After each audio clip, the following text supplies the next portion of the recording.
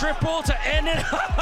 The problem is sometimes when he's full Madler, it can be the reverse, you know. Oh, they're laughing, they're screaming, they're jubilant. What people need to understand is that I'm really emotional. But it can go both ways. I'm taking the team into the sky. I can make the team lose. For me, the most important was to be the best version of myself. The apex, reaching the highest point of one's career, is a euphoric feeling that is unmatched by any other moment in your life. 16-13, it finally happens. Fnatic, they do it. Cloud9 are your E-League major champions. It may just be destined to be Luminosity winning their first major championship. Yet what makes reaching the top such a double-edged sword is the next question that begins to surface as the initial highs of reaching the top fade away. Will I ever experience a moment like this again?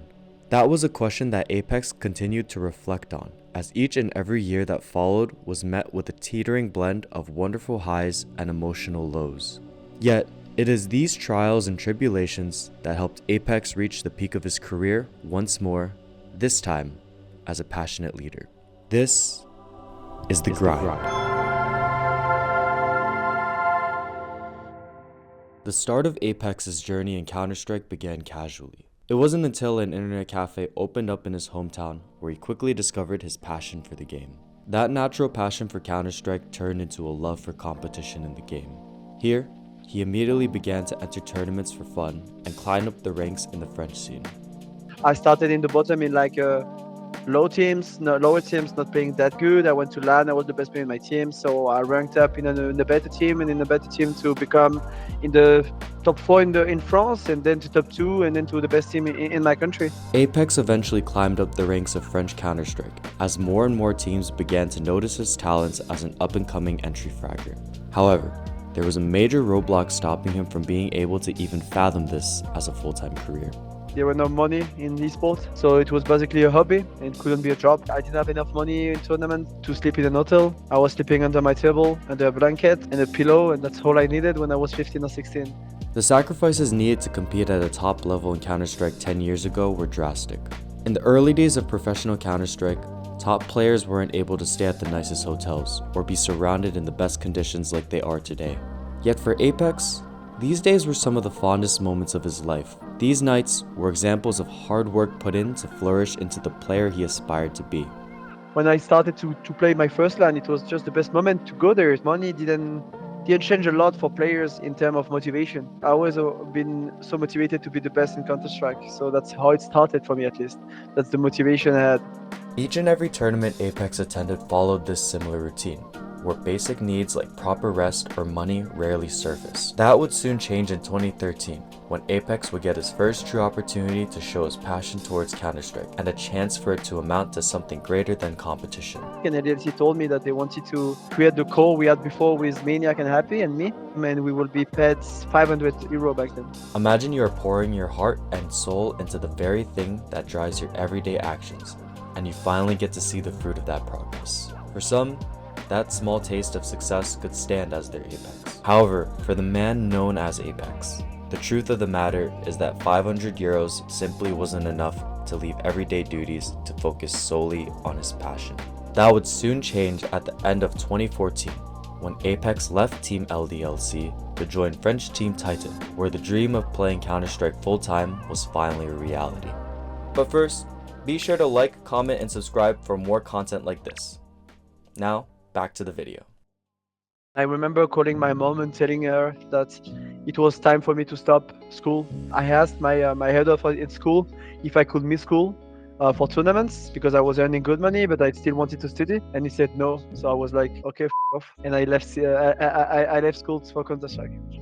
He began to devote hours and hours to perfecting his aim, strats, and knowledge of the game as his sights were set on winning his first major. Unfortunately, tragedy struck.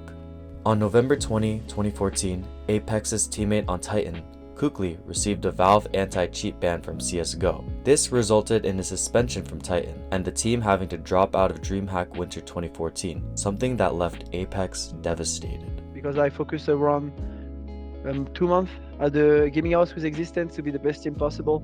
playing so much deathmatch, so much individually. I was sharp at that moment. Like, I don't know, I was feeling so good individually and everything. And when that happened, that was pretty rough. Not only was Apex unable to attend his first CS major as a full-time pro, he was forced to watch his former organization, LDLC, win the major without him. Imagine you are a competitor making a salary that is too low to support yourself financially. Then, you get an offer to turn your dream into a reality at the cost of barely missing out on winning the CSGO major. It's a painful and numbing feeling that is something many people can relate to in their life. The team went through a number of various replacements before Apex ultimately left Titan to join Team Envy, where success followed him closely. This momentum carried itself right to DreamHack Cluj-Napoca, where preset expectations were set on them to be a hands-down favorite to win the entire tournament. On the outside, things appeared perfect. They seemed strong, capable, and strategic. But internally, the team was starting to implode. So we arrived to Cluj-Napoca for the preparation with a lot of confidence, but the preparation went really bad. We played so shit, and we had a big debate about like almost crashing the team. And we said to each other that our moment to save the team was to go well in Cluj and play our game and do everything. BK removes Zeus, and it's not looking good. Oh, and a second headshot there. Flamey gonna be gone. Hiroshima, and there it is. Executive down. Envy winning the last major of 2015 and the second title in a row here for three of these players. The first for Penny and Apex. What a victory. That was the right moment for me to win my first major. I was the best at that moment. Yeah, that was the result of a lot of work, of hours and hours and hours, and I was pretty damn happy back then. The goal of every professional Counter-Strike player is to win the CSGO major. It is often seen as the apex of every player's career, and a moment that very rarely could ever be replicated. Unfortunately, the rise is always followed by the fall. In 2016, Apex experienced yet another fall from grace, leading to one of the worst years in his career. At the end of 2015, we decided to change role, like with NBK being the in-game leader, which I think was a really bad idea. It started well at 16 because we won the first tournament of the year, but then it just went down and down and down and down. After his time with Team Envy, Apex joined G2 Esports, where his hopes to compete at a top level in Counter-Strike were restored. On paper, G2 Esports was heralded as the next French super team, but like many great teams, if players don't get along, the team will fall apart in game. Some players didn't like each other. It was tough to talk together, and yeah, I don't know, the atmosphere between the team was really bad. Towards the end of 2018, G2 Esports ultimately chose to part ways with both Apex and MBK. This gave these discarded iconic players a golden opportunity to create a new CS team. Wisdom, hope, and diligence. A family. I'm not perfect. Things won't be perfect. But I won't give up. I won't doubt myself. I'm ready to accept my responsibilities. Together, everything is possible. V for victory. Vitality's CSGO roster was complete and comprised of RPK, MBK, ZywOo, Apex, and Happy. Happy was ultimately removed after a couple of months for Alex, where this group of 5 players would form the first true iteration of the legendary and renowned Team Vitality. The team stuck together for nearly a year and clawed their way to a top placement on the HLTV rankings. Unfortunately, behind all the successes, egos began to clash between players. Alex wanted to prep the game correctly and just strat, what can we do, etc. And in BK, it was just a feeling. It worked out actually for 3-4 months, I would say. Problem is, when you have 2 in-game leaders, the atmosphere in the group was very, very bad. All around MBK, after his benching of Vitality, taking to Discord. We didn't really talk about this yesterday, so I wanted to bring it back up very briefly. Do you blame the guy for saying the things he did? I would say the most catchy of all the things he did say, and really eye-catching in that sense, is "they're already dead to me." It will be Vitality changes, and Alex, on his own regards, in his own choice, will be stepping away from the Vitality roster due to personal reasons. Amidst those reasons, apparently probably over-exhaustion and a strenuous travel schedule for Vitality for the remainder and back half of this year, and thus he is taking a step away from the team. Issues were present in the team, resulting in Alex leaving the team, which left a vacant spot for the in-game leader role. This presented a never-before-seen opportunity for Apex to climb the ranks in an entirely new role. When I see Apex, for me it was hard worker, best hard worker in my life. Of course, he has some personality issue. I would say he can be really emotional, but for me it was the best because he has a lot of good idea. He wants to give everything for the players, for the team, to create a good atmosphere. I always been interested by tactics. I think I always been a human leader in my team as well. So I had all the qualities possible to be a great in-game leader and a great captain. Vitality under Apex's leadership paved the way as a top team in Counter-Strike. This remarkable team made 6 grand finals during the COVID era, winning 2 championships to boot. Now, he finally was in pursuit again of his peak. However, something that continued to evade the team was a major win, which ultimately resulted in the team signing Astralis duo Madesclare and Dupree, as well as longtime Astralis coach Zonic, that marked the end of Team Vitality's French roots. Due to the star power left on this lineup, many saw these moves as a significant upgrade to their lineup.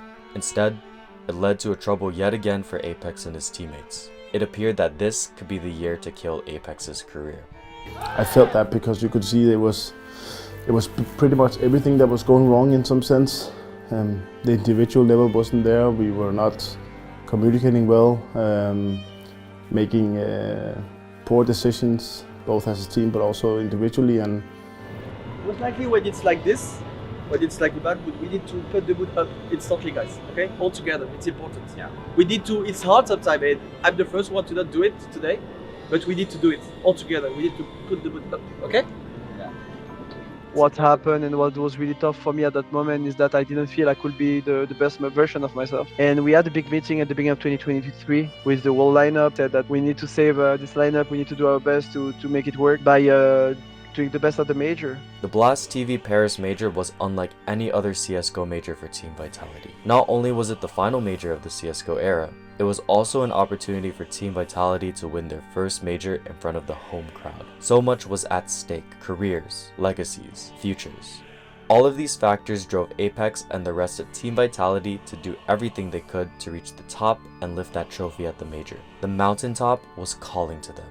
When we started the international project, we said we'll give ourselves 2 years to win a major. First year didn't work. Well, then second year, there was only one. We just talk about what's gonna be our goal, we need to bring on the table and on the server to be able to win the major, what in terms of communication, in terms of web stability, and be ready as never for the major. I grew up a lot the past few months before the major. I got much better and much better and much better at controlling my emotions, showing it in the right way. Each and every day throughout the months leading up to the Blast TV Paris Major was spent towards elevating every aspect of what it meant to be a top esports athlete. This hard work led to Apex going into the final CSGO Major, feeling unstoppable. I felt like anything could happen to me. I was ready. I could lose by big margin first map, but come back and everything. I was so ready mentally that I never been before. The day had finally come, where Team Vitality's journey to the CSGO Major had arrived. There, they were tasked with one of the most stressful ventures. The best of one portion at a CSGO Major is one of the scariest parts of the Major. Teams play 2 best of 1 series, which can dictate if you enter the best of 3 portion of the round robins, fighting for a spot in the top 8, or if you are playing to survive. For Apex, the stress of ensuring Team Vitality got off to a strong start was high. We played G2 and ENS, and I think best of 1 are such a hard thing in Counter-Strike. That was the most stressful day of my life. Even though they're professionals, they couldn't completely ignore the fact that we were in France. Then specifically for Dan, a French city, you know, like all of his friends being there, his family being there, that's a lot. But also it was like the good stress of finally we're gonna play the Paris major. Team Vitality's preparation and Apex's hard work had paid off, as Team Vitality won both of their best of 1 series against G2 and ENS to go 2-0 before qualifying for the champion stage of the major after a dominant 2-0 sweep against Monty. This qualification meant that Team Vitality would have the opportunity to play in front of the home crowd and fight for the opportunity to win CSGO's final major on home soil. I was feeling the French, and I loved it.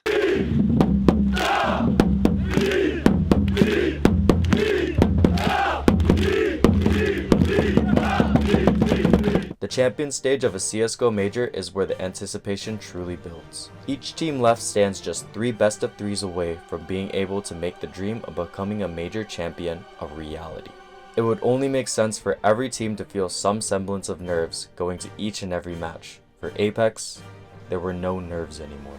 Every ounce of his attention was set on one mission to win, as the sound of the chants passed, leaving space for an indescribable energy that Apex could only describe as an aura. What's crazy is that it was a really good moment, but I was so focused on my team. I was so focused on CS that I don't think I played that much with the crowd. I was just focusing on what I could control and what I wanted to do with the team. I was so confident. I don't know. I felt an aura around us. I felt something was there.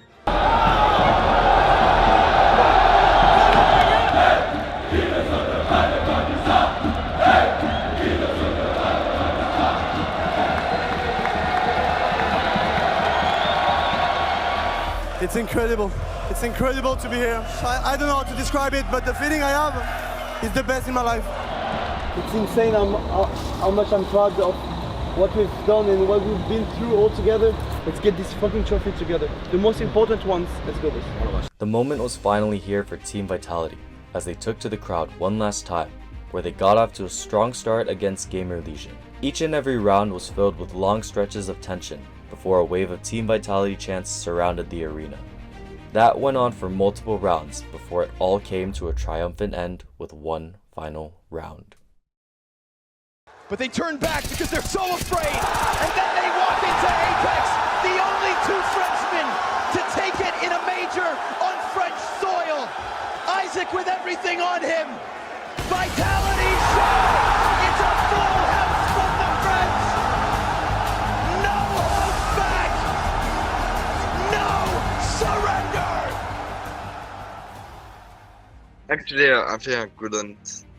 I don't have a word to describe like how amazing it was to be on the stage and winning like in front of your family. Of course, with the French people working in Vitality, we're just talking about that moment in Paris, but we live such a different moment. I wish I would live also this outside of my body, watching that really happened, because it happened in my head, but it happened in such a short way and in a focusing way, and I didn't live all the emotion I could live, because you can't do that, otherwise you're not focusing enough on what you have to do. So I wish I could live that moment again. The storyline of a Counter-Strike legend coming back to the grand final of a CSGO major after 8 years of trying is a historic story that will stand the test of time. But just because Apex has found himself back at the top of Counter-Strike does not mean that his story as a pro player is over. Now, as the Copenhagen major stands just a few weeks away, Apex's sights are set on staying at the top. He worked a lot about his mindset to be how to be a good captain, or to be a leadership, or to be also a human with your teammates. We have one of the best leader in French. We never gonna add kind of. So obviously we work a lot of that, and if he could play 5 years more, he will do it, because he's so passionate about that. Yeah. He likes so much to lead, I think. Every day he wants to be better. He likes the games, he likes competition, and his two keys to be one of the best. We have a huge target on our back. Everyone wants to kill us. Everyone wants to shut us down. I know my players, I know I'm gonna push them, I know my coach will push them, I know my assistant coach will push them. And that's why I try to keep repeating to my boys. They just want to beat us so bad. So now what's gonna happen is that we have to play every game like it's a final. We have an advantage, and we need to keep that advantage for a long time. After 17 years, Apex is truly at the prime of his illustrious Counter-Strike career. The rise, fall, and rise back to the top is a human arc that many of us spend years trying to replicate. Now, Apex has his sights set on building his story as a pro player even once more. Truthfully, it will be difficult for Apex to ascend past the highs of winning the final CSGO major in front of his home crowd. Yet, that quest, alongside all of Apex's peaks and valleys, are all a part of the grind.